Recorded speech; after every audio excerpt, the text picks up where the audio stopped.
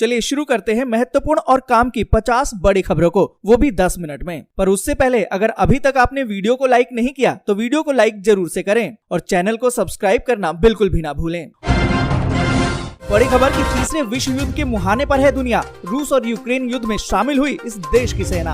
आपको बता दें कि यूक्रेन और रूस के हमले का आज 7वां दिन है। अब हालात तीसरे विश्व युद्ध जैसे बन गए हैं, क्योंकि बेलारूस की सेना भी अब सीधे तौर पर रूस के साथ शामिल हो गई है। यूक्रेन के उत्तर पूर्वी क्षेत्र चर्निहिव में बेलारूसी सेना दाखिल हो गई है। आपको बता दें कि बेलारूस रूस का सहयोगी देश है। साथ ही बेलारूस यूक्रेन के साथ अपनी सीमा पर अधिक अतिरिक्त बलों को तैनात कर रहा है। और इस बीच दोस्तों अगली बड़ी खबर की कीव और खार्किव शहरों की घेराबंदी कर रही है रूसी सेना। हमले में अब तक यूक्रेन के 13 बच्चों समेत 536 नागरिक हुए हताहत। आपको बता दें कि रूस और यूक्रेन में युद्ध जारी है। रूसी सेना यूक्रेन के कई शहरों में बमबारी और सड़क पर गोलीबारी कर रही है। इस बीच यूक्रेन के राष्ट्रपति के सलाहकार ने कहा है कि रूसी सेना कीव और यूक्रेन के दूसरे सबसे बड़े उत्तर पूर्वी शहर खार्किव को घेरने की कोशिश कर रही है। रूसी सैनिकों ने कीव, खार्किव और दक्षिणी बंदरगाह शहर मारियोपोल में रात भर बमबारी की है। इसके जवाब में यूक्रेनी सेना ने भी राजधानी के आसपास रूसी सैन्य विमानों को मार गिराया है। और दोस्तों आपको बता दें कि संयुक्त राष्ट्र ने कहा है कि पिछले हफ्ते रूस द्वारा यूक्रेन पर आक्रमण करने के बाद से 13 बच्चों सहित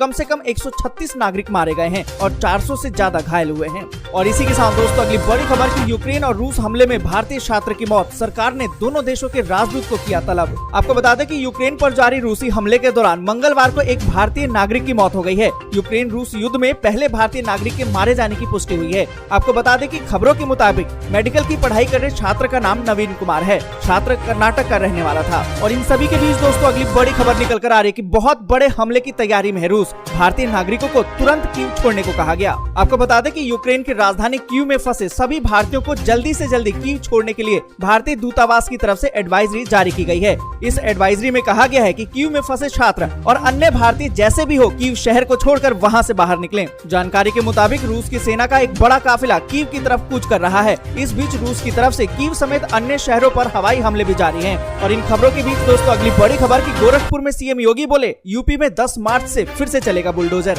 आपको बता दें कि यूपी में 6वें चरण के मतदान के लिए शाम को ही चुनाव प्रचार थम गया है। इससे पहले वोटरों को साधने के लिए सभी पार्टियां पूर्वांचल में लगी हुई हैं। इसी क्रम में गोरखपुर पहुंचे सीएम योगी आदित्यनाथ ने जनता से कहा, आतंकियों के पैरोकार और अपराधियों को संरक्षण देने वाले विपक्ष का सुपड़ा 10 मार्च को साफ हो जाएगा। विधानसभा चुनाव का परिणाम आने के बाद आतंकियों के समर्थक और अपराधियों के संरक्षक और भ्रष्टाचारी कहीं नजर नहीं आएंगे। और इसी के साथ दोस्तों अगली बड़ी खबर की फेफना में बोले अखिलेश यादव, कहा कि ये चुनाव छलिया बनाम बलिया का है। आपको बता दें कि यूपी में 6ठे चरण के लिए चुनाव प्रचार खत्म हो चुके हैं। इससे पहले सपा अध्यक्ष अखिलेश यादव ने जिले के फेफना में पहुंचे। वहां उन्होंने जनता को संबोधित करते हुए कहा कि ये विधानसभा का चुनाव छलिया बनाम बलिया का चुनाव होगा। आपको बता दें कि सपा अध्यक्ष अखिलेश यादव ने जनता से अपील करते हुए कहा कि साइकिल का साथ दीजिए। सरकार बनने के बाद विकास की जो गति समाजवादी पार्टी की सरकार में थी वो हम और भी तेजी से आगे ले जाएंगे, क्योंकि विकास होगा तो हमारा किसान खुशहाल होगा और हमारे नौजवान को रोजगार भी मिलेगा। और इसी के साथ दोस्तों अगली बड़ी खबर के अवैसी बोले भाजपा को सत्ता में आने से रोकने की ताकत अखिलेश में नहीं।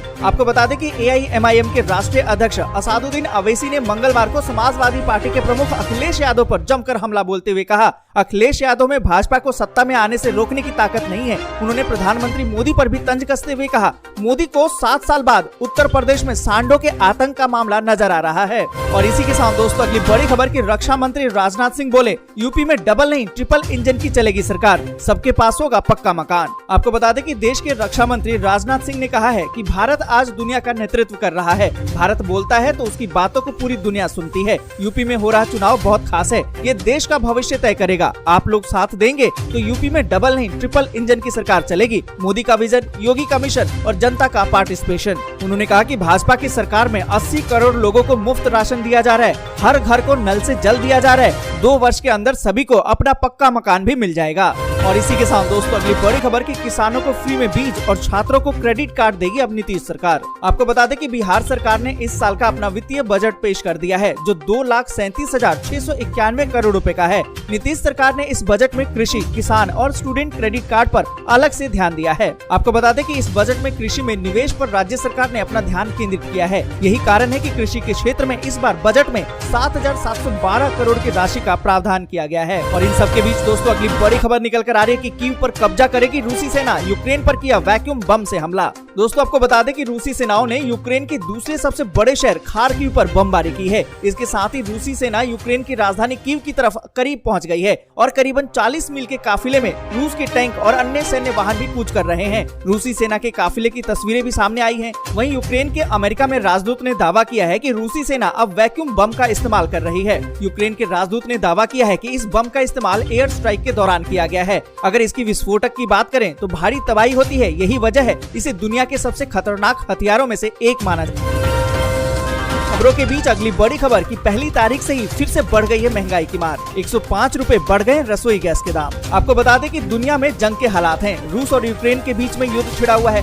इस बीच भारत में 1 मार्च को LPG सिलेंडर के नए रेट जारी किए गए और आपको बता दें कि रसोई गैस के दाम बढ़ गए हैं। दोस्तों आपको बता दें कि सिलेंडर के दामों में 105 रुपए का इजाफा कर दिया गया है। हालांकि साधारण उपभोक्ताओं को इससे परेशान होने की जरूरत नहीं है, क्योंकि दाम में बदलाव कमर्शियल सिलेंडर में किया गया है। फिलहाल इजाफे से आम लोगों को राहत है। कहा तो ये जा रहा है कि 7 मार्च के बाद घरेलू LPG सिलेंडर के दाम में भी इजाफा हो सकता है।